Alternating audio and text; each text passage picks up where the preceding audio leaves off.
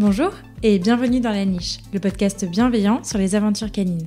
Je suis Claire et je suis ravie de vous partager aujourd'hui le 25e épisode de La Niche. La Niche est un podcast qui aborde les thèmes divers et variés qui entourent le monde canin et qui se veut bienveillant, inspirant, construit et positif.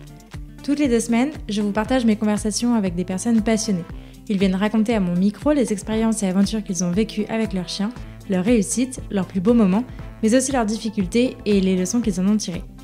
Aujourd'hui, je suis ravie de vous partager ma 2e conversation avec Clément et Théo. Cet épisode est la suite de l'épisode 24, dans lequel Clément et Théo, tous les 2 éducateurs canins à l'école de la Meute, sont venus nous raconter leur parcours atypique dans ce métier. Si vous ne l'avez pas encore écouté, je vous invite à le faire, parce que ça vous aidera à comprendre celui-ci. Alors dans ce nouvel épisode, Clément et Théo ont souhaité approfondir plusieurs sujets sur leur métier et leur quotidien. On y aborde les difficultés qu'on peut rencontrer dans l'éducation ou la rééducation d'un chien, la gestion et la contagion des émotions, mais aussi la lecture du chien. Aussi, ils nous partagent leurs regards et leurs meilleurs conseils vis-à-vis de leur métier, que ce soit en tant que professionnel ou en tant que particulier. Alors que vous soyez déjà humain d'un chien ou que vous vous apprêtez à le devenir, cet épisode est pour vous. Et je ne vous en dis pas plus, et je vous invite tout de suite à rejoindre ma conversation avec Clément et Théo. Bon, du coup, on avait un 2e sujet à aborder. Bien sûr. C'était tout ce qui est contraintes et difficultés dans la rééducation d'un chien. Parce qu'il y en a, on va pas se mentir, c'est pas évident de rééduquer un chien. On en a déjà longuement parlé dans pas mal d'épisodes ici. Pour vous, qu'est-ce qui peut être une difficulté dans la rééducation d'un chien ? Le point le plus compliqué à gérer dans la rééducation d'un chien, c'est toujours le facteur environnement et je dirais à quel point l'humain peut agir sur l'environnement pour éviter que l'environnement aille à l'encontre de la rééducation. Je m'explique très clairement. Ce qui fait que les chiens sont dans une espèce de boucle de réactivité, c'est que la réaction, très souvent, elle leur permet de retrouver du confort et de pouvoir aussi manifester un mal-être. Ils n'ont aucune réponse, ils sont attachés en laisse parce qu'ils sont en ville et du coup, ils aboient par frustration, par stress ou par peur. Et donc, si les personnes sont dans un environnement urbain et qu'ils ne peuvent pas s'éloigner des zones denses et intenses de par le fait qu'ils puissent ne pas être véhiculés, ou alors que dans leur environnement, il n'y a aucune safe space, donc de zone dans lequel le chien puisse se sentir à l'aise, dans lequel le stress baisse, en fait, là, l'environnement devient un gros problème puisque du coup, notre travail, il peut pas s'appliquer. Parce que pour travailler un chien et lui faire changer d'état émotionnel, il faut qu'il reprenne confiance en lui, il faut qu'il soit dans la réussite, il faut donc bien le guider, avoir une bonne lecture du chien pour voir si cet environnement est propice à un changement d'état émotionnel, et quand il propose un autre comportement, venir le renforcer. Pour arriver à créer un climat de confiance, il faut qu'il n'y ait pas trop de stimuli. Et quand l'environnement est trop dense, et qu'en plus l'humain ne peut pas amener le chien dans un environnement plus calme, ou alors qu'il refuse, parce qu'on a eu ça aussi comme problème, c'est l'humain qui dit non, mais moi j'ai pas envie de prendre la bagnole et aller dans le parc pour le sortir et ensuite aller dans la ville. Moi, ce que je veux, c'est que je descende de chez moi et mon chien, lorsqu'il voit un chien sur son trottoir en face, il arrête d'aboyer. En fait, s'il refuse de faire ça, là, on rencontre de gros problèmes. C'est vraiment juste ce facteur-là, c'est vraiment le facteur comment gérer l'environnement dans la rééducation. Parce que dans la rééducation, il faut d'abord mettre de la distance, faire en sorte que le chien puisse répondre à ses besoins. Donc, s'ils habitent en ville et qu'ils ont un border collie qui arrive sur les bagnoles, et d'abord, faut que tu prennes ta bagnole, t'ailles dans un parc, ton chien tu le défoules, 1/4 d'heure, 20 minutes, et ensuite tu travailles ta prédation en commençant à travailler ta connexion dans les zones où t'es à distance des objets qui commencent à avoir, je dirais qui créent une envie d'agir sur le patromoteur de poursuite, tu vois. Et donc, pour éviter que le chien soit dans la poursuite, il faut mettre de la distance par rapport au stimulus. Mais s'ils veulent pas ou qu'ils ne peuvent pas le faire, là on est dans la merde. Et c'est là que justement, Théo et moi maintenant, depuis quelques mois maintenant, on travaille main dans la main avec des vétérinaires comportementalistes qui peuvent être amenés à pouvoir donner des molécules qui vont faire baisser cette hypervigilance, faire baisser cette anxiété ou ce stress chronique, pour permettre au chien d'avoir un meilleur contrôle sur ses émotions, faire baisser aussi, je dirais, la vitesse avec laquelle le chien se déclenche pour que nous, on ait des fenêtres d'ouverture. Et ça, c'est vraiment un point sur lequel on pourrait parler, Théo et moi, on aime beaucoup parler de ça, c'est médicamenter un chien, ce n'est pas rentrer dans le dark side de l'éducation canine. Ce n'est pas rentrer dans le dark side de la rééducation. Il est parfois nécessaire, en vue de votre environnement, en vue du degré d'anxiété, de à quel point l'environnement joue sur l'anxiété généralisée de votre chien. Il est important de devoir utiliser des molécules qui permettent à votre chien de pouvoir gérer son anxiété. Et là, vous avez des fenêtres d'ouverture pour que, après, bien évidemment, que le travail de rééducation nous permette d'éliminer le médicament et donc après qu'on n'ait plus besoin de ça et que le chien n'ait plus besoin d'autre que de son humain pour se gérer dans un environnement contraignant. Mais quand on nous refuse de prime abord le médicament, puisque le médicament est considéré comme l'antidépresseur qui va mettre mon chien sous drogue et qui va le shooter, qui va je dirais complètement réduire mon chien en état de légume et qui ça va devenir complètement amorphe. Mais c'est pas comme ça que le médicament doit être utilisé. Et si le médicament est utilisé comme ça et si le chien est complètement shooté, c'est donc que le dosage n'est pas bon et que le vétérinaire comportementaliste n'a pas su gérer sa posologie. Mais si on travaille avec des vétérinaires compétents qui travaillent main dans la main avec nous, on peut faire un tir croisé, faire de l'interdisciplinarité dans la rééducation. Et là, vraiment, on va sur une rééducation qui peut aider tous les chiens et à terme, vraiment aider l'état émotionnel du chien. Parce que quand un particulier ne souhaite pas médicamenter leur chien et qui ne souhaite pas en plus utiliser la friandise, bah forcément, ils vont se tourner vers une éducation plus basée sur la correction des comportements. Et il se pourrait d'ailleurs que ça ne fonctionne pas du tout, d'ailleurs, la correction des mauvais comportements. Mais imaginons que ça fonctionne. Oui, le chien, il va plus agir parce qu'il aura peur de la sanction lorsqu'il va vouloir manifester son stress par un aboiement, par une réactivité quelconque. Mais derrière, je dirais, le mal-être, il sera encore là. Et nous, ce qu'on veut, c'est éliminer le mal-être. La cocotte va exploser un jour ou l'autre, quoi. Donc c'est, en fait, le fait de médicamenter, c'est d'essayer de ramener un seuil assez stable pour permettre au chien une prise de décision et pas un réflexe complètement insécurisant, quoi. Complètement. Quoi qu'il arrive, si le chien est en immersion dès le début, qu'il est dans la zone rouge où il est pas dans une zone de confort, il est dans une zone d'inconfort, tu peux rien tirer, tu peux rien faire. Donc on a déjà cette problématique-là qui est liée à l'environnement. Le fait d'utiliser un médicament, ça peut nous aider à réduire cette zone rouge et la réduire de plus en plus avec le travail de beaucoup plus vite et du coup avoir des résultats beaucoup plus rapides. Alors nous on s'en fout d'être rapide. Enfin on sait que dans notre boulot il faut être patient, etc. Mais au bout d'un moment, quand on parle d'une réactivité qui est extrême, où le chien il se déclenche à 1 kilomètre et que la personne elle habite à Maison-Alfort, là sans médoc c'est juste impossible. En fait. On peut absolument rien faire. Donc nous notre but aussi c'est d'essayer de satisfaire le client et puis que le chien aille mieux en fait en vérité. Si on sert des médicaments c'est pour une bonne raison et nous notre objectif ça reste toujours le même, c'est que le chien aille mieux. Et voilà, bon, là on parle vraiment de la problématique extrême dans le cas où je dirais environnement plus environnement humain-chien, on est sur un cas extrême et là du coup il nous reste un outil thérapeutique pour nous permettre de pouvoir travailler. Mais sinon 90%, même 95% du temps, ou voire même 99%, on travaille sans aide médicamenteuse. Bien sûr. Ne vous méprenez pas. On parlait de la médicamentation. Je voulais avoir votre avis sur l'utilisation du CBD, parce qu'aujourd'hui, on entend de plus en plus parler comme un peu une alternative qui serait plus naturelle à la médicamentation. Et je sais qu'il y a beaucoup de propriétaires de chiens à qui ça peut faire assez peur aussi de se dire que mon chien va être sous traitement ou quelque chose comme ça. Non, bien sûr. C'est quoi votre retour là-dessus ? Alors déjà, ce qui peut faire peur aussi, même le CBD, le CBD pourrait faire peur du simple fait qu'il soit associé au cannabis. Donc déjà, disclaimer, le CBD, ce n'est pas du THC, il n'y a pas de molécules psychoactives dedans. Votre chien, si jamais un jour ça vous intéresse, sachez qu'il ne sera pas défoncé. Alors, parce que ça arrive à ce que les gens fassent l'amalgame. C'est vrai que le premier truc qui ressort, c'est ça. Voilà. Alors, le CBD, pour moi, c'est le turfu.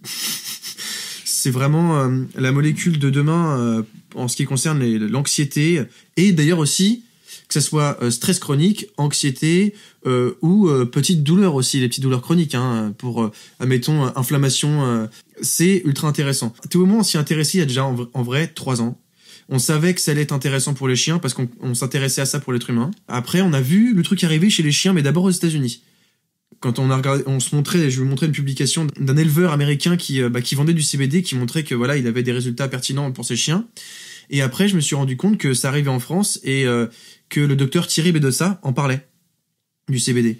Et il faut savoir que le docteur Thierry Bedossa, il fait aussi des consultations de comportement. Et le docteur Thierry Bedossa n'aime pas utiliser la médicamentation comme ça à tout bout de champ. Parce que ça arrive à ce que certains vétérinaires le fassent. Lui, il est un peu plus mesuré. Et donc, il avait aussi besoin d'un outil de travail qui pouvait permettre aux chiens de faire baisser leur anxiété, leur stress qui viendrait compliquer un entraînement. Et donc, il faut savoir que moi, Sia est une chienne très anxieuse. Et donc, je me suis dit, en allant rencontrer le docteur Thierry Bedossa, je lui ai demandé qu'est-ce qu'il faudrait pour ma chienne. Et donc, j'ai pris une fiole de 7%. Elle a 3 gouttes le matin, 3 gouttes le soir. Et j'ai vu effectivement que ma chienne était plus mesurée, on va dire, dans certains moments où elle est en éruption comme ça, émotionnelle. Donc je vois que ça a un impact, et c'est un impact vraiment bénéfique, qui est, je trouve, plus pertinent que les fleurs de bac qui peuvent souvent se montrer trop légères par rapport à certaines pathologies. Je pense que le CBD est plus pertinent, plus efficace. Il arrive même parfois que le CBD soit surdosé, pour dire à quel point ça peut être efficace. Donc à ce que le chien soit pas apathique, hein, attention, hein, mais voilà, soit un peu trop tranquille, voilà. Donc ce qui montre à quel point ça peut marcher. Donc pour moi, il faut aller voir un vétérinaire habilité à pouvoir fournir du CBD, à connaître vraiment parfaitement la posologie, voir avec un recul clinique qui nous permette d'avoir vraiment un bon dosage, et le faire avant d'utiliser la médicamentation. Et si on voit que le CBD n'est pas assez efficace, là on passe sur la clomipramine ou n'importe quoi, hein, ils savent mieux que nous. Voilà, et là on passerait vraiment sur une médicamentation si les défis de l'environnement ne peuvent pas être gérés, si le chien vraiment n'arrive pas à gérer ses émotions, et que voilà, l'entraînement ne peut pas se faire parce que l'environnement fait déclencher le chien à la moindre seconde, quoi. Et donc oui, je passerai par CBD avant, et le CBD est un remède naturel, hein, vraiment pas du tout. Là, je dirais, ça pose moins de problèmes, en tout cas pour l'humain généralement. Et moi, j'utilise et je ne peux que recommander. En fait, encore une fois, je suis pas sûr, parce que je suis pas vétérinaire, mais je crois qu'il n'y a pas d'effet secondaire, en fait. Ah, oui, tout à fait. Tout à fait. Et ça joue à mort. On vous propose du Prozac ou du CBD. Le CBD, dans un premier temps, clairement, ça vaut le coup de tester. Ça fait moins flipper. Ouais, complètement. Ok. Je voulais revenir un peu sur la communication canine, qui est un sujet fort intéressant. Je voulais savoir un petit peu comment, selon vous, en quoi ça reflète les émotions du chien, et en quoi parler des émotions du chien est hyper important quand on parle de communication canine. Ouais, c'est pas facile de parler de ça, parce que en fait, c'est comme tu le disais, les deux sont liés. C'est-à-dire que le chien, il y a une communication paraverbale, il communique avec le corps. Donc le simple fait que le chien communique non avec des mots mais avec le corps, eh bien toute sa manière à lui de pouvoir exprimer un ressenti se fera par le langage corporel. Et mais que ce soit, je dirais, volontaire ou non, hein. C'est-à-dire que même nous, en tant qu'humains, lorsqu'on est stressé, lorsqu'on a, je sais pas moi, peur de quelque chose, on se met à avoir des mécanismes, tu sais, des réflexes corporels qui montrent un petit peu dans quel état émotionnel on est. Et la communication canine, c'est très souvent des signaux qui sont parfois envoyés aussi bien pour indiquer, je dirais, qu'ils ne souhaitent pas rentrer en conflit avec l'individu, ou pour montrer qu'ils se sentent mal à l'aise. Quand on apprend les signaux de communication, on arrive aussi bien évidemment à mieux lire l'état émotionnel du chien. Je prends un exemple tout bête. On veut caresser Médor, mais à chaque fois que je le caresse sur la tête, il se met un petit peu à se lécher la truffe et puis à bâiller. On comprend pas parce que on n'a pas appris à décoder ces signaux, et en fait en apprenant que le chien, quand il se lèche la truffe et qu'il se met à bâiller, c'est qu'il est mal à l'aise et il essaie de retrouver un petit peu du confort. Eh bien on peut se rendre compte qu'effectivement mon comportement amène à un malaise, il me le communique, mais c'est à moi de décider de savoir si j'arrête mon action ou pas. Et on se rend compte que en réajustant nos comportements en fonction des signaux que me renvoie mon chien, si mon chien ne montre plus ces signaux, il est plus à l'aise, et c'est là que le chien peut se montrer peut-être plus en confiance avec nous, et à la fois plus avenant du coup. Mais avenant par rapport à ce qu'est un chien avenant. C'est-à-dire que un chien avenant, typiquement, je reviens sur l'exemple d'un chien que j'ai travaillé hier, qui est réactif, congénère, mais qui est très sensible et qui va pas forcément vers l'humain très facilement. Et bien en fait, à la fin de cette séance-là, c'était la deuxième fois qu'on se voyait en extérieur, et la dame elle m'a dit tiens, je voulais vous poser une question. Il a fait ça qu'à vous, mais je veux savoir pourquoi est-ce que il est venu puis il a collé ses hanches contre vous, mon chien. Et là je lui dis c'est très flatteur parce que c'est la manière que le chien a de nous faire un câlin. Voilà. Et ce chien, je l'ai jamais caressé de prime abord. C'est-à-dire que j'ai jamais forcé le contact, parce que j'ai bien vu justement que à chaque fois qu'il y avait une avancée trop rapide, quand il venait trop proche de moi, je le voyais tout de suite se lécher la truffe très subtilement en expirant, et se mettre un petit peu à me détourner. Donc je voyais bien qu'il avait une manière très délicate de m'approcher, qu'il fallait pas que je sois trop intrusif. Finalement, en remarquant ça, il a vu justement que j'étais très délicat avec lui, et il s'est mis à me dire merci copain, quoi. Et ça justement c'est vachement intéressant d'analyser ces signaux de communication pour derrière comprendre l'état émotionnel du chien, arriver à mieux le cerner, à avoir un lien plus je dirais plus respectueux. Après on peut parler de tout ce qui est lié à la capacité olfactive du chien, qui amène à avoir une perception des individus différente de la nôtre, dans le sens où un chien est capable de sentir les hormones qu'on va sécréter, et du coup, moi je remarque par exemple un chien peureux de base qui peut montrer de la réactivité se déclenchera quasiment systématiquement sur des chiens peureux. Et qu'en fait, c'est pour ça que je dis toujours à mes clients, il n'y a pas de chiens méchants, il n'y a que des chiens peureux. Et c'est vrai que, comme on le sait tous en fait, et les chiens le savent instinctivement, un individu peureux est un individu imprévisible, donc potentiellement dangereux, et ça fait flipper les chiens peureux, ça. Donc on peut parler de contagion émotionnelle, je sais pas si on peut parler de ça directement, mais en tout cas, voilà, l'émotion du chien est liée à plein de trucs, en fait. C'est très très juste, et justement, on voulait en parler, la capacité qu'a le chien de pouvoir sentir les émotions, vu que ça joue aussi sur lui, ça fait que il y a justement une contagion émotionnelle. Et la contagion émotionnelle, c'est le fait que un individu, étant avec un autre individu, on pourrait dire stressé ou craintif, il le sent parce qu'il capte justement olfactivement les hormones liées à ses émotions, donc ça va donc le toucher. Il pourrait se sentir moins à l'aise, se poser la question de savoir pourquoi est-ce que l'autre n'est pas à l'aise, et que la nervosité, ne serait-ce que même que la simple nervosité du coup de l'individu, sans même parler de contagion, je dirais olfactive, qu'on puisse le sentir, mais le simple fait d'être à côté aussi d'un individu un peu stressé, nerveux et qui se comporte de manière un peu, qui se comporterait un petit peu de manière désordonnée, voire nerveuse, ça va forcément jouer sur l'individu qui au départ n'a pas forcément de problème. Alors bien évidemment, la contagion émotionnelle est plus accentuée, on la ressent bien plus chez les chiens craintifs de base. C'est-à-dire qu'un chien qui a naturellement, je dirais, une instabilité émotionnelle, il aura tendance à être encore plus sensible aux émotions des autres. Mais parce qu'en fait, on va dire, sa jauge de stress étant pratiquement à ras bord, vu que la cocotte minute elle est à 2 doigts d'exploser, forcément, s'ils sont un peu de stress, on va le voir tout de suite et ça va tout de suite se montrer.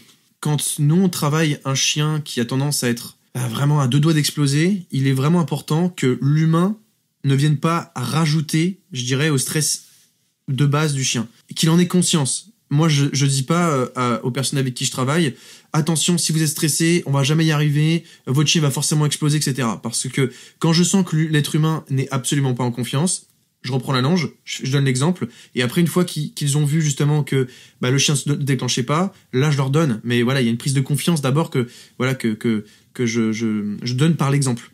Ou alors, s'ils viennent en couple, je donne d'abord le chien à la personne qui est le plus détendue, et là, après, les résultats sont plus pertinents, et la personne qui a du mal à gérer ses émotions se met à rationaliser et arriver à pouvoir gérer ses émotions. Mais donc oui, effectivement, ce n'est pas une idée reçue, le stress de l'humain va jouer sur le chien. 2 poids 2 mesures, ça dépend des individus. Donc la contagion émotionnelle, elle n'est pas la même pour tous les chiens. Mais voilà, un chien peut capter les émotions de son humain, donc il faut être vigilant de ça, il faut apprendre à savoir rationaliser dans un état de stress. Parce que pour moi, gérer ses émotions, ça veut pas dire faire taire le stress et ne plus avoir peur. Parce que ça, c'est pas possible. On peut pas ne plus stresser, ne plus avoir peur du jour au lendemain. Donc quand je dis à un humain, il faut que vous gériez vos émotions, je leur dis aussi, il faut juste que vous appreniez à vous concentrer sur ce qu'il faut regarder malgré le fait d'être stressé. Parce que moi, quand je travaille un chien réactif, faut pas croire que je suis pas stressé. Évidemment, moi aussi, que je claque des genoux des fois, ou que je me dis, bon là, ça risque d'être sport. Mais le fait que je m'oblige à rentrer en concentration, presque pleine conscience sur ce chien, sur le langage qui va montrer, sur les réflexes, on va dire, d'expression corporelle qui va commencer à montrer, et aussi la communication du chien d'en face, ça me permet en fait de me concentrer sur autre chose et du coup de mieux gérer mes émotions. Et Théo le disait très bien en fait tout à l'heure. Quand on fait de la rééducation canine sur, mettons, des chiens qui ont des problèmes de réactivité congénère, qui ont une mauvaise sociabilisation, au départ, il est vraiment important de sélectionner le bon individu au bon moment. De lui montrer un chien capable de pouvoir tolérer aussi sa propre peur à lui. Ses maladresses. Être capable de ne pas stresser, de ne pas avoir peur. Ou s'il a peur, qu'il choisisse la fuite. Voilà. Plutôt que d'agresser. Globalement, les émotions, quoi qu'il arrive, ça va avoir une influence sur le comportement du chien. Peu importe ce qui l'entoure, peu importe l'individu qui l'entoure, que ce soit humain, chien, chat, peu importe, ça va avoir une influence sur le comportement du chien. J'ai une cliente là que j'ai faite récemment qui m'expliquait qu'elle avait un cancer et son chien, le nouveau chien du coup, est très pot de colle et est tout le temps avec elle. Je lui ai expliqué que moi, j'ai vécu une expérience similaire. J'avais un pote qui avait un cancer, on savait pas encore qu'il avait un cancer, et à chaque fois qu'il venait chez moi à la maison, Noctis passait sa soirée collé à lui. J'ai compris plus tard en fait pourquoi Noctis avait ce comportement-là. Avec les chiens, on se rend compte que un chien qui a subi un traumatisme, par exemple avec un congénère, et du coup qui s'est fait attaquer par un chien, c'est un cercle vicieux en fait. Ce chien-là en question avait peur, donc il a attaqué le chien en face. Le chien, du coup, a un traumatisme parce qu'il a été attaqué, et il a associé le traumatisme à que dégager le chien qui l'a attaqué. C'est-à-dire qu'il a fait une capture d'écran, il a fait « Ok, ce type de chien-là est dangereux. » Et comme c'est un chien qui est stressé, il sécrète énormément de cortisol, l'hormone du stress, et du coup, voilà, on a compris qu'en fait, un chien comme ça, les individus qui vont être peureux, il va falloir s'en méfier, quoi qu'il arrive. Parce que le chien a analysé et se dit que potentiellement un individu qui est peureux peut être dangereux pour lui. Ils font une cartographie olfactive. C'est-à-dire qu'ils font une photographie olfactive de la situation et ils se disent « Ok, cette expérience est associée à cette odeur-là. » Parce que vu que c'est leur premier sens, qu'ils sentent 4,5 fois supérieur à nous, c'est impossible de s'imaginer ce que c'est. Si on avait un humain qui voyait 2 fois la vue d'un humain lambda, on se dirait « Ok, lui, il est bionique. » 3 fois, on n'arrivait pas à se l'imaginer. 4 fois, on se dit « Attends, comment c'est réalisable ?» 4,5 fois, mais c'est impossible pour nous de se rendre compte de la puissance olfactive du chien. Donc, puisqu'ils se cartographient ces événements de manière olfactive, les gens se rendent pas compte qu'ils sont craintifs parce qu'ils viennent au contact en étant en tension, avec le cou relevé, la queue droite, et ils pensent que non, il est juste dominant ou qu'il est sûr de lui. Non, c'est tout le contraire en fait. Il est craintif au possible, seulement les fortes émotions, notamment la peur, amenant à de la tension musculaire, la queue se raidit, le cou se raidit, et en fait ça se remarque comme ça. Et donc en fait ce chien il va venir target tous les chiens craintifs. Dès qu'il va en voir un, il va le sentir, il va venir, il va se mettre au-dessus du cou du chien, et là, il va le plaquer au sol. Et on peut remarquer, quand on explique aux gens que c'est lié justement au fait que leur chien s'est fait attaquer aussi, et qu'un chien qui attaque les autres chiens, c'est parce que il a peur des autres. Et ils se disent, mais alors ça veut dire qu'effectivement, oui, comme vous le disiez, mon chien ne fait ça qu'aux chiens peureux. Bah ouais.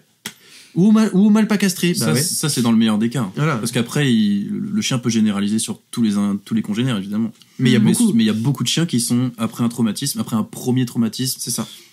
Très souvent, s'ils deviennent réactifs, ce sera que sur les individus qui vont dégager les mêmes odeurs que le chien qui l'a agressé. Donc hormones sexuelles et stress.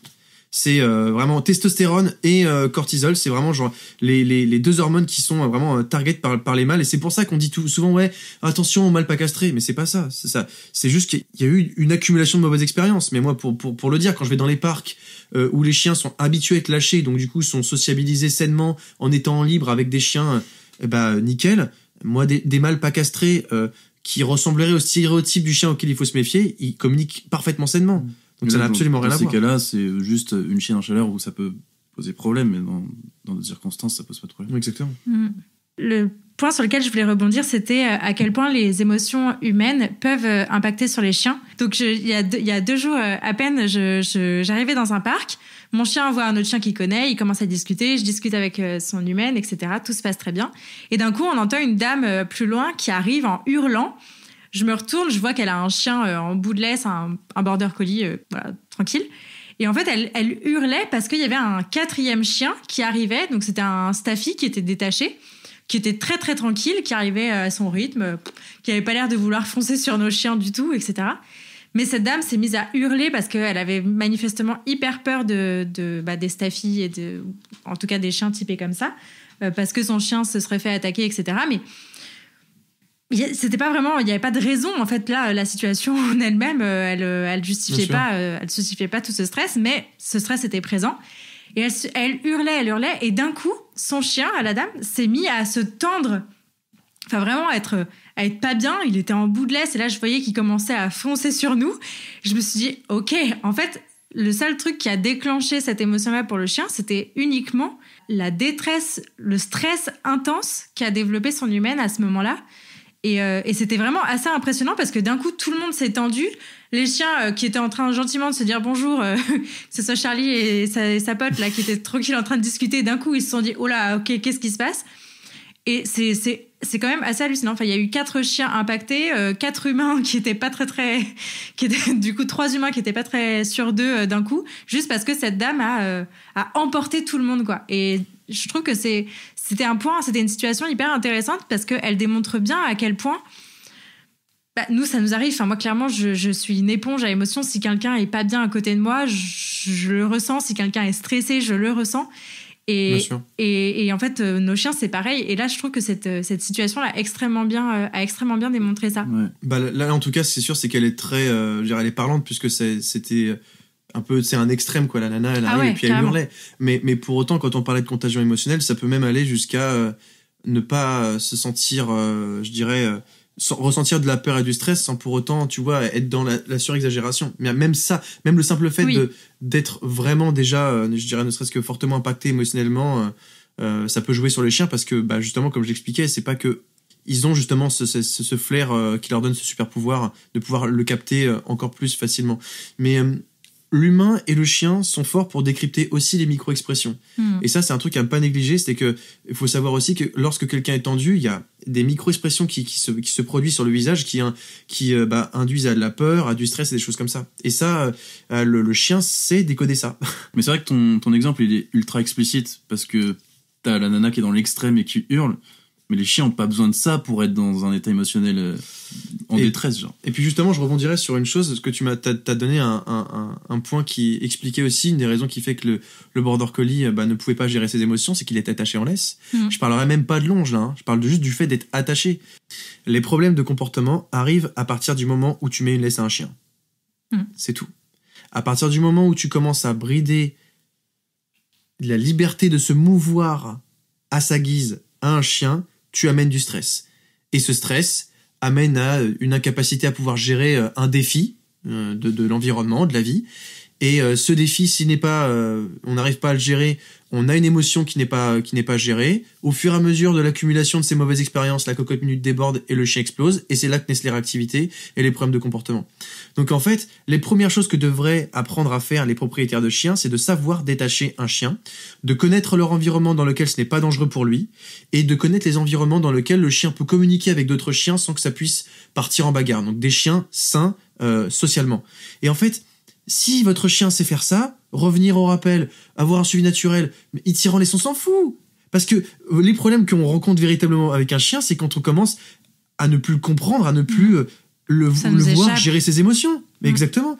Et donc, il vaut mieux avoir un chien qui court, là, qui fait 100 mètres autour de la plage, mais qui sait pas me faire un assis, plutôt que d'avoir un chien qui obéit parfaitement, mais qui n'est pas capable de pouvoir être libre sans que nous, en tant qu'être humain, on panique. Lorsqu'on a un chien, mettre une laisse, ça doit être un apprentissage géré. Il faut d'abord faire en sorte que le chien gère ses émotions par rapport à la laisse. C'est pas d'abord la laisse et ensuite on le met en liberté. Enfin bref, mais c'est mon point de vue. Attention, parce que la laisse pour nous, elle est obligatoire. La vérité, c'est ça. C'est que c'est une problématique parce que on en a besoin en fait. On a des environnements qui sont dangereux. On peut pas. Moi, je trouve qu'il faut du cran, il faut du courage pour lâcher ton chiot à 3 mois pour qu'il apprenne à jamais avoir besoin de laisse. Genre et moi pourtant je l'ai fait assez tôt avec Noctis et malgré tout il a aucune conscience que si une voiture le tape il est mort. Il a absolument aucune conscience de ça. Et du coup je le fais plus, en plus à cause de la prédation pour les chats, mais il faut pas tomber dans le piège de je vais lâcher tout le temps mon chien très jeune, je l'habitue jamais à la laisse parce que après tu commences à vouloir bosser une marche au pied en laisse ou ce que tu veux, faire un peu d'obéissance avec une laisse. Ton chien n'a jamais eu de laisse de sa vie, bonjour. Il va avoir peur, il va être dans un niveau de stress énorme juste parce qu'il est attaché. Donc il faut pas tomber dans le piège. Oui, il faut détacher son chien. On est dans un environnement qui est dangereux pour eux, qu'on peut pas se permettre en fait de faire du full sans laisse. Ou alors si, mais il faut être très courageux. Et je suis désolé, pas avec tout type de chien. Moi Noctis, je l'ai fait tôt. Sans laisse. Vous voulez essayer avec un Noctis. Beagle? On rigole un peu. Un Beagle, ouais, bonne chance aussi. Ouais, mais après voilà, moi je pense peut-être naïvement, mais tendance à croire que il est quand même possible de faire donner suffisamment confiance à un chien pour qu'il puisse gérer ses apprentissages liés à des environnements même ultra contraignants où il y a beaucoup de stimuli sans qu'il puisse réagir. Après voilà, je n'ai pas d'expérience personnelle vis-à-vis de ce genre de lâcher prise total vis-à-vis de la liberté. En ville en tout cas, je l'ai pas.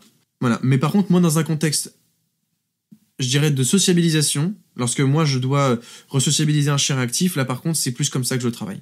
Vraiment, on est vraiment. Alors attention, il est pas en liberté full, mais j'utilise la longe comme un outil qui va faire en sorte que le chien se sente le plus possible en liberté pour casser justement ce stress qui est lié au fait que, non, tu peux pas aller où tu veux. Qu'on apprend à gérer le chien dans un environnement ouvert avec une longe. Mais ça, c'est encore un autre sujet. Mais en fait, je parlais de ça au départ par rapport au fait que voilà, qu'on parlait tout à l'heure de Border Collie qui s'est mis aussi à péter un câble. Je pense que si Border Collie avait été complètement libre, oui, il aurait peut-être certainement mieux géré que. Et puis il aurait pris ses distances, tout simplement. Moi, j'ai déjà remarqué une fois un chien qui perdait pied et confiance en lui dans une situation où il se faisait harceler par un chien. Son humain n'était pas du tout il n'aidait pas à ce qu'il puisse se sentir à l'aise. Il criait là comme le chien. Il a pris toutes ses affaires. Il s'est mis 100 mètres plus loin. Il s'est arrêté. Il a parti sentir les odeurs et il nous a regardé. Il est resté à distance. Il n'a pas fugué, hein. Il est juste resté à distance de tout le monde. Voilà. Après, encore une fois, ça dépend du chien, ça dépend de la relation que tu as avec ton chien. Le poids de mesure, effectivement. Ouais. Alors, en fait, moi, je pense que tout l'enjeu, c'est d'apprendre à gérer ses émotions et que, enfin, en tout cas pour nous, mais aussi pour le chien, qu'il apprenne à gérer ses émotions. Et il faut quand même prendre en compte le fait que, effectivement, la laisse, c'est un lien physique, mais c'est un lien aussi par lequel va passer les émotions qu'on va transmettre à notre chien et inversement, hein, parce que ça peut aussi arriver dans l'autre sens. Mais donc je pense qu'en fait, les deux sont hyper importants. Apprendre la liberté à son chien, c'est aussi lui apprendre à être autonome dans sa prise de décision, dans tout un tas de choses, et c'est hyper intéressant. Mais apprendre à être en laisse, c'est fondamental, parce que, comme tu disais, Théo, on n'a pas le choix, on est obligé de le faire. Et les deux doivent s'apprendre, et je pense que quand un chiot arrive à la maison, on lui met direct sa laisse pour aller se promener, etc. Et on le fait un peu facilement, sans vraiment apprendre ça, apprendre comment ça se fait, comment ça se joue, qu'est-ce qui passe par la laisse. C'est pas juste un truc par lequel on tient notre chien, quoi. Mais en fait, pour moi, c'est une bonne chose de mettre une laisse à un chien tôt, parce que de toute façon, on va en avoir besoin. Donc, ce qu'il faut apprendre au chien, je sais pas si on peut dire apprendre, mais en fait, ce qu'il faut, c'est faire une bonne sociabilisation, faire bien le travail, et que votre chien, il soit intrépide, que ce soit un chien qui ait pas de peur, qui soit bien équilibré, et c'est ça le plus important en réalité. Ouais. Est-ce qu'il y a d'autres points sur les obstacles à la rééducation ? Vous en aviez cité beaucoup, mais... Connaissance déjà de base de l'humain et de ce qu'il va pouvoir nous donner et donner à son chien, ça fait quasiment tout le travail. Et moi, ça m'arrive encore de me faire avoir parce que je suis trop gentil, que je sympathise avec les gens pendant le bilan ou ce genre de trucs.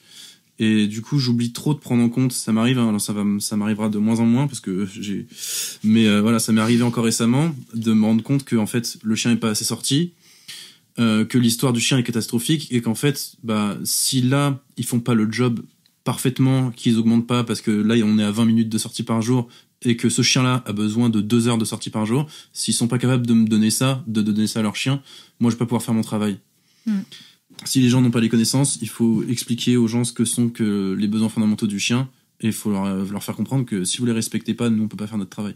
Ça, c'est une des difficultés. C'est ça. Je me rappelle de Corentin qui disait justement que dans ton podcast, il disait que il faut arriver à faire rentrer dans la tête progressivement aux gens que il va falloir le sortir beaucoup plus. Et au départ, Corentin, il a une pédagogie qui vise à expliquer que au départ, si vous le sortez qu'un quart d'heure, on passe à 30 minutes, puis après 45, il y va progressivement. J'ai pas cette pédagogie que Corentin a et Théo non plus, et je t'avoue quand quelqu'un a un husky, je dirais qui habite à Drancy, le mec il habite à Drancy, il a un husky, moi je suis obligé de lui dire qu'il va falloir qu'il fasse 1h30 de longe en fait pour répondre aux besoins exploratoires olfactifs de son husky, aussi parce que je veux aussi que les gens réalisent que ça va devoir leur demander vraiment beaucoup d'efforts, et malheureusement s'ils ne fournissent pas ces efforts, même quand on va se revoir 3 semaines plus tard, on pourra pas travailler. Si tu veux, c'est-à-dire que pour que notre travail de rééducation ou même d'éducation, je prends l'exemple d'un chiot, mais ça m'est arrivé de faire un braque là. Actuellement, je fais un braque allemand là qui habite à Gagny. Ce braque allemand à Gagny, il avait déjà à 6 mois une anxiété qui était quand même assez bien installée, qui vient simplement du fait que il est promené dans un environnement, il ne peut pas répondre à son besoin exploratoire et olfactif.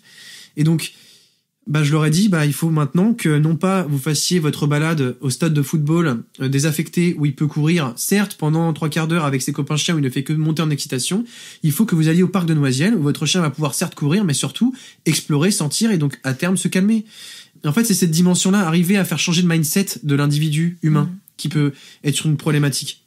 D'autant plus quand ils habitent en ville, parce que moi je n'ai aucun problème avec le chien en ville, mais si on a un chien en ville, il faut par contre être au clair avec la manière dont ils vont manager leur balade pour permettre au chien vraiment de pouvoir répondre à ses besoins. Et ça, c'est très, très, très, très, très important. C'est un truc que j'aborde de plus en plus avec mes clients. On sait que le loup perçoit un chien adulte dans sa communication, c'est comparable à un chiot. Ça, on le sait, scientifiquement, ça a été démontré.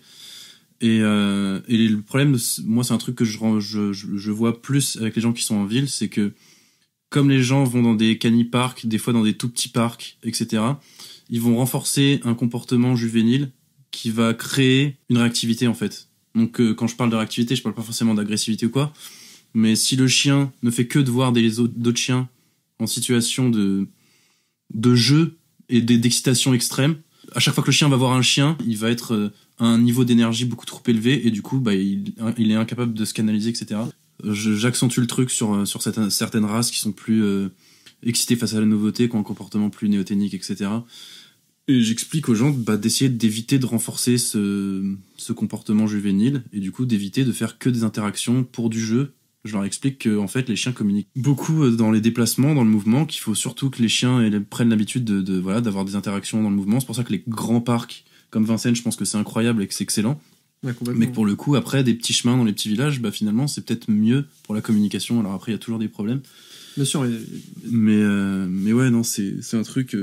On peut juste recommander, c'est la diversité. Dans les interactions canines, ce qu'il faut, c'est de la liberté et de la diversité. Et beaucoup de gens ont peur de lâcher leur chien dans la communication parce qu'ils ne savent pas si le chien d'en face est OK. Eh bien, quand il y a un doute, il n'y a pas de doute. On ne lâche pas son chien, on le laisse pas communiquer. Par contre, quand on va dans un environnement où on voit une dizaine de chiens en liberté dans un espèce de grand parc où ils gravitent et les groupes ont l'air d'être équilibrés, là on peut les intégrer et laisser notre chien. Voilà. Il y a plein de parcs comme ça. Moi, je sais qu'il y a le parc de Noisiel qui est excellent pour ça. Et dans le bois de Vincennes, moi, ce que j'aime aller au bois de Vincennes, c'est l'allée royale de Vincennes, là, qui est une zone où il y a beaucoup de chiens en liberté.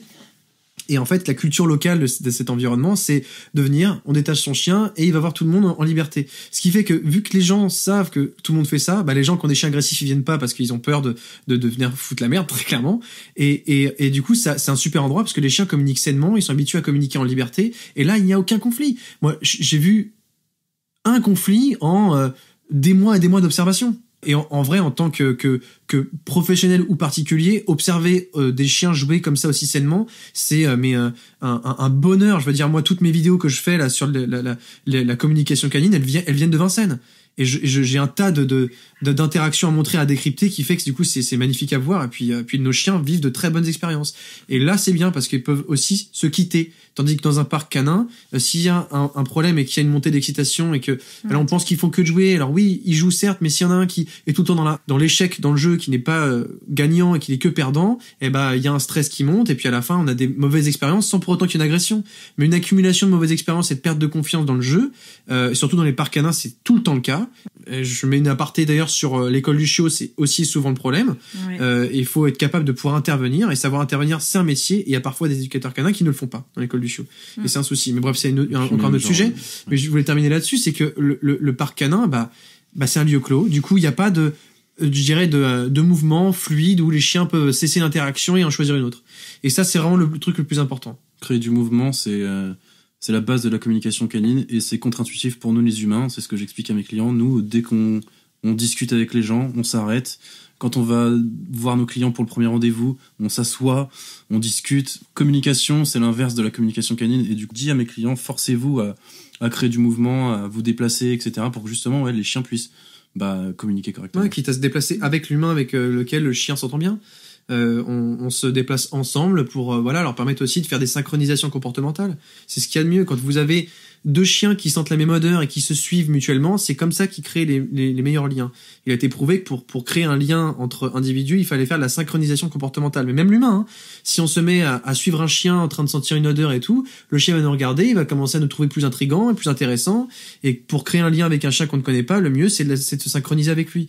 Donc plus on reste en statique, moyen de synchronisation, plus on se concentre sur nos tensions et sur notre nervosité, et plus il peut y avoir potentiellement des problèmes de comportement.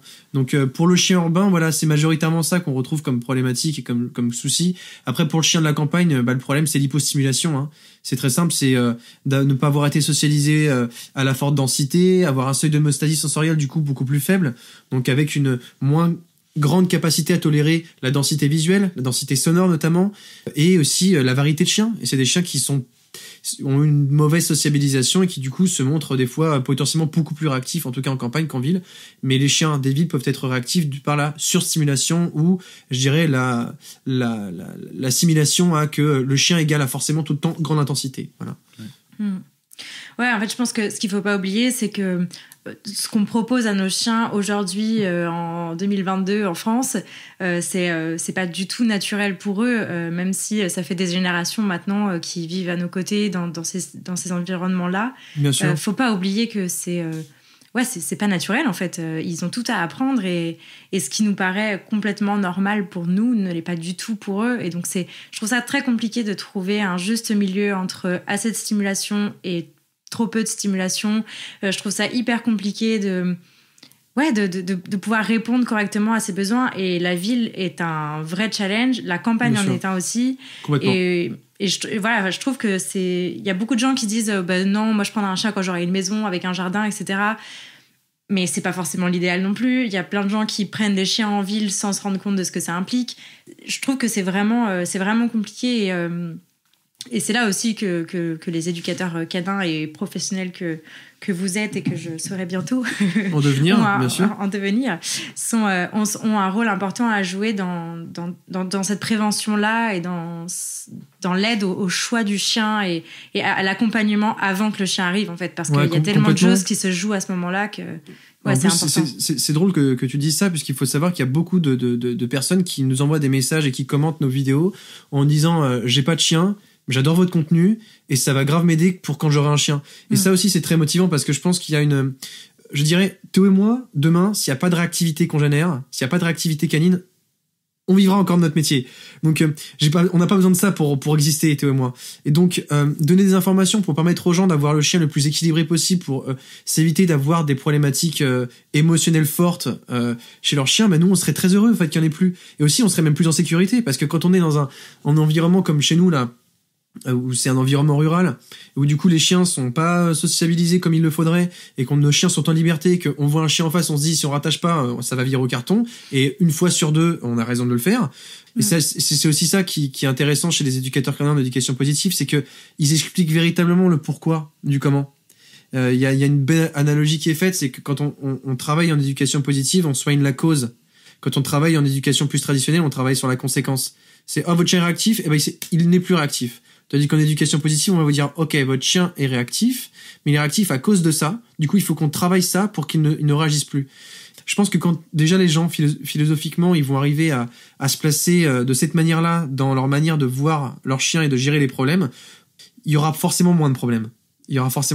Alors, on aura toujours besoin d'éducateurs canins, de comportementalistes, mais sinon, on a des cas moins hard, on sera aussi très content. Voilà, après, c'est plus humain, quoi. Je pense que c'est vraiment ça, c'est une difficulté dans le travail, l'humain. Il faut vraiment pas l'oublier. Genre, dans le métier d'éducateur canin et de comportementaliste, on vous dit souvent c'est un métier, faut aimer les chiens, ça c'est sûr, mais si vous aimez pas l'humain, ça fonctionne pas. Je pense pas que quelqu'un qui aime vraiment pas l'humain se dirigerait dans un métier comme ça. Je pense pas possible. Pour autant, dire qu'il faut absolument aimer l'humain, c'est pareil, c'est encore un autre extrême. Je pense que c'est pas non plus nécessaire d'aimer l'humain au point de se dire que voilà, c'est obligatoire. Pour moi, c'est pas obligatoire d'aimer vraiment à ce point l'humain pour être éducateur canin, mais par contre, il faut avoir conscience que il faudra être bon en communication. Il faudra être bien savoir gérer les conflits aussi, parce que le chien, ça touche à l'affect. Et aussi, il y a beaucoup de gens qui croient tout savoir dans le chien, même en faisant appel à un pro. Hein. Il y a des gens qui croient tout savoir et du coup qui vous regardent en vous croisant les bras en vous disant et en se disant dans leur tête non mais qu'est-ce que tu me racontes, voilà, j'en ai rien à faire. Et ça, c'est vraiment un truc à savoir gérer. Savoir gérer des problématiques humaines. C'est vraiment... Il y a un truc qui peut arriver qui est très désagréable, c'est quand t'as une personne qui t'appelle, tu viens au rendez-vous, donc chez eux, à leur domicile, et t'as toute la famille en face de toi, et puis t'as la moitié de la famille en fait qui veut pas que tu sois là. Et toi, tu dois essayer de convaincre tout le monde que t'es là pour une bonne raison, tu vois. Parce que tu sais en plus que t'es là pour une bonne raison. Et voilà, je vous donne un exemple tout bête, hein, mais ça m'est arrivé il y a pas longtemps. Il y avait donc la fille qui m'a contacté, donc je suis allé à leur domicile et tout. je comprends la problématique, etc. En fait, elle est liée au papa qui frappe le chien.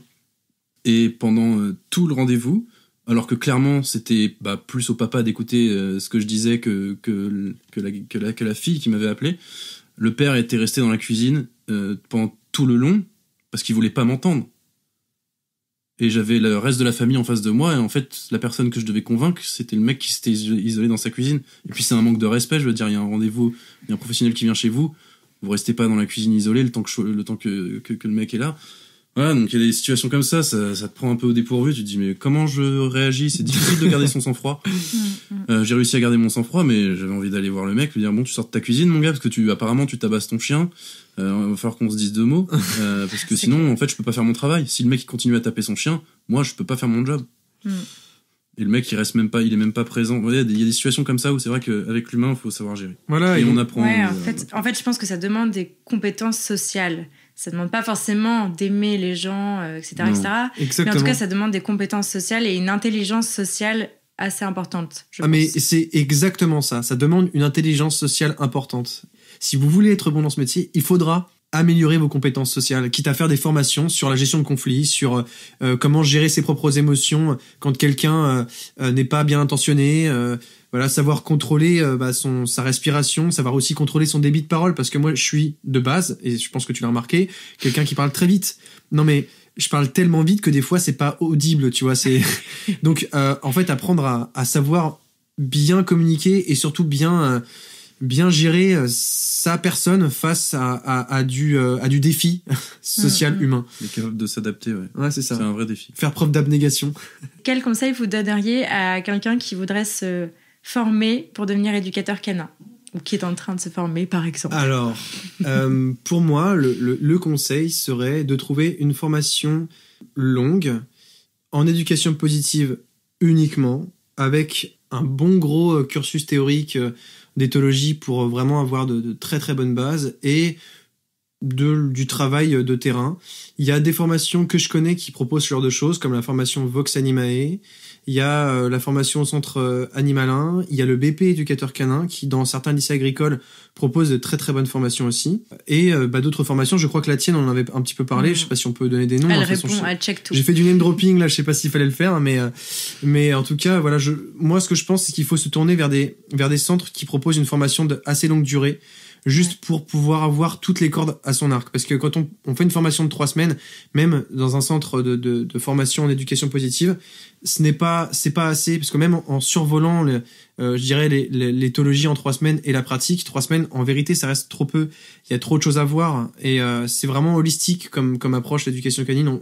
Moi, je me rends compte typiquement que pareil, maintenant que je m'y connais un peu plus en nutrition, notamment grâce à mes recherches, à des lectures et à des podcasts, je me rends compte que c'est vachement important finalement aussi d'avoir ces notions de nutrition, aussi je sais pas, genre mettre le pied dans l'élevage, ça permet aussi de savoir vraiment ce qui se passe dans justement dans les élevages, et à quel point ça va jouer aussi sur le développement du chiot, et ça a une dimension énorme. Donc c'est pas intéressant que de connaître la génétique et de connaître l'importance de la mère, on va dire, dans je dirais l'état en devenir du chiot, mais de voir aussi.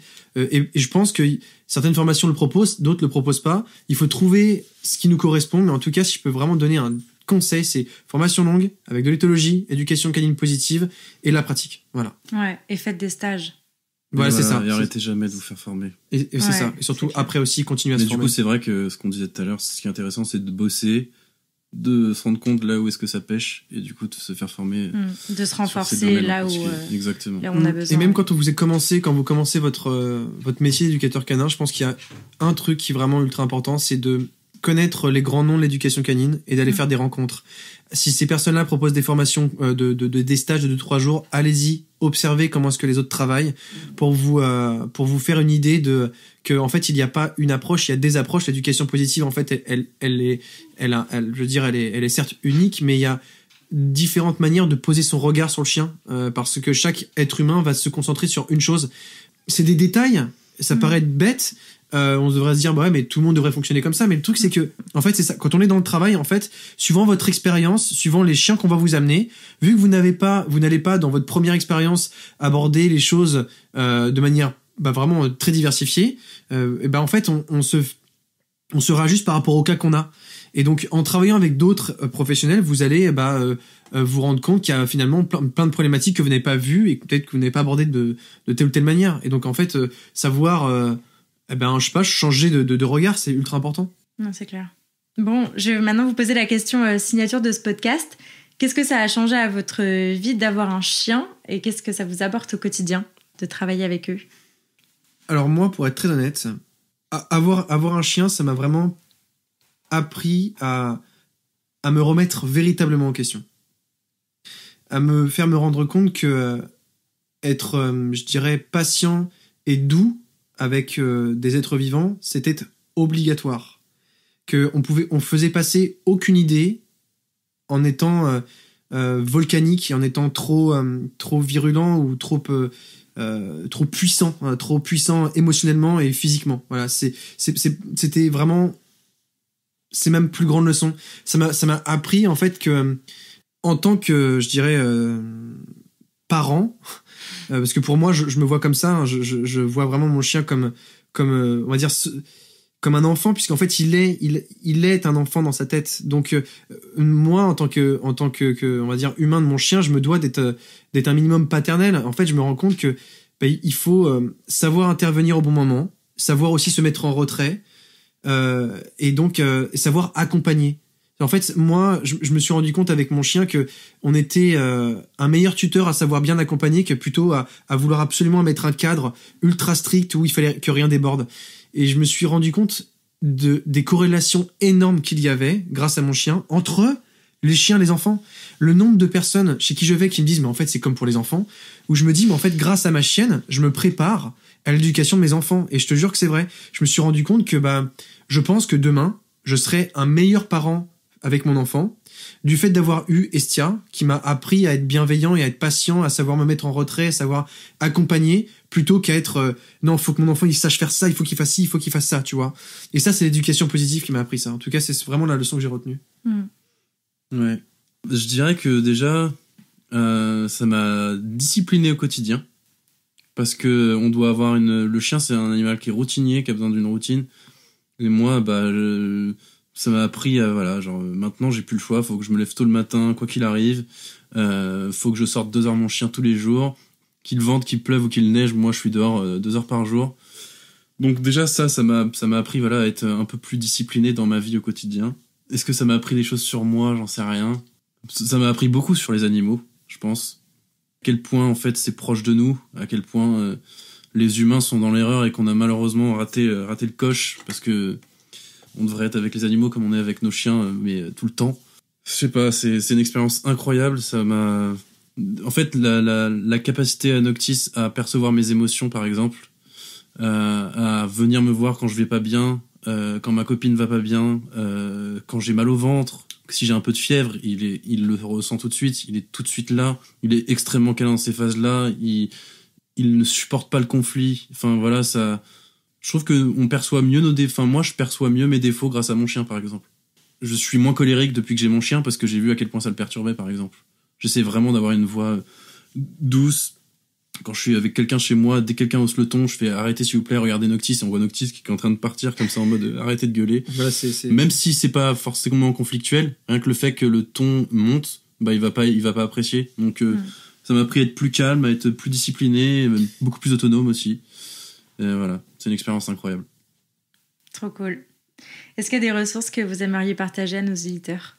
Des personnes, des livres, des films, des vidéos? Des personnes. Nous, il y a une personne qui nous a beaucoup touchés et qu'on a suivi ensuite, même si elle ne travaille plus dans le milieu canin, c'est le docteur Charlotte Duranton. C'est quelqu'un qui a eu une importance colossale dans notre vie puisqu'elle nous a vraiment ouvert les yeux sur la communication canine, que c'était une experte en communication canine, justement, Charlotte. Et elle a écrit un petit bouquin qui s'appelle « Le comportement de mon chien » par Charlotte Duranton, qui est en fait un petit condensé d'éthologie de 120 pages, je crois, un truc comme ça, qui pourrait être un super premier livre pour aussi bien particulier que professionnel, en fait, juste parce qu'il dresse un résumé de ce qu'est le comportement du chien, de ce qu'on en parle aujourd'hui, en tout cas en éthologie. Donc c'est vraiment très cool. Sinon... Voilà, moi j'ai rencontré Sarah Jeannin récemment et le docteur Thierry Bedossa. Et c'est vraiment des personnes qui sont très intéressantes puisqu'ils sont dans une interdisciplinarité dans leur manière de gérer les consultations comportementales. Donc elle est éthologue et psychologue clinicienne et lui il est vétérinaire comportementaliste et en fait à deux ils ont un angle du coup ils ont un panel, un outil on va dire d'outils très riches pour voir et comprendre une problématique. Donc ces personnes on les a vraiment, enfin moi je les ai découverts récemment, je les trouve vraiment très passionnants. Et puis en vrai un gros clin d'œil à Jérémy Serinda qui est un passionné d'éducation canine et un fervent défenseur de la rééducation comportementale en éducation positive. Et c'est un monsieur qu'il faut aller voir une fois pour voir comment est-ce qu'il travaille en rééducation, notamment sur la réactivité humain congénère. Voilà, c'est quelqu'un qui pourrait aider les éducateurs canins dans cette approche-là, en tout cas en éducation positive, ça peut être très très bien. Ouais. Et en film, j'ai Shiloh. Je sais pas si vous connaissez, c'est avec un beagle. Tu connais ou pas? Non, du tout. Tu connais pas Shiloh? Oh, tu connais pas C'est Shiloh? avec un beagle. C'était un film qui a bercé notre enfance. Ouais. Ok. Et bah, trop cool. Shiloh pour ça. Mais il est dur à trouver, hein. J'ai cherché sur Google, franchement, il est dur à trouver. Ok, bah écoute, je mettrai tous les liens dans la barre d'infos. Où est-ce qu'on redirige les auditeurs qui souhaiteraient suivre vos aventures, découvrir tout votre contenu peut-être, s'il y a encore des gens qui ne connaissent pas l'école de la meute sur les réseaux?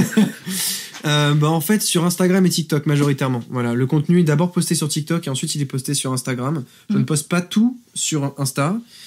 Mais si vous voulez suivre des lives et qu'on réponde à vos questions en direct, eh bien le mieux c'est de suivre TikTok et Instagram. En fait, on switch entre un live un jour sur TikTok, un live un jour sur Insta, et donc voilà, c'est ici que vous nous retrouverez. Ok, trop cool. Et ben merci beaucoup à tous les deux. Merci à toi. C'est presque 2 heures d'échange. C'était trop bien. J'ai encore plein de questions, mais on peut pas clairement. Donc merci beaucoup à tous les deux. Vraiment, je suis trop contente de vous avoir rencontrés. Je suis trop contente d'avoir fait cette interview avec vous. Trop bien. Un plaisir partagé. Merci beaucoup. Tout à fait. Ouais. Et à bientôt. À bientôt. Ciao, ciao. Salut. Salut. Merci beaucoup de vous être rejoints à ma conversation avec Clément et Théo et de l'avoir écouté jusqu'au bout. J'espère que ce nouvel épisode vous a plu et si c'est le cas, je vous invite à en parler à des amis qu'il pourrait aider et à le partager sur les réseaux sociaux en nous taguant @l'école de la meute et @lanicheaventure. Si vous souhaitez soutenir ce projet, vous pouvez aussi me laisser une note et un commentaire sur la plateforme que vous utilisez pour m'écouter. Ça aide beaucoup le podcast à se développer. Pour enrichir votre écoute, n'hésitez pas à visiter mon site laniche-aventure.fr. Et enfin, pensez à vous abonner et à me suivre sur Instagram pour ne rien rater des prochains épisodes. Ils arrivent très vite. D'ici là, prenez soin d'eux, prenez soin de vous et je vous dis à la prochaine!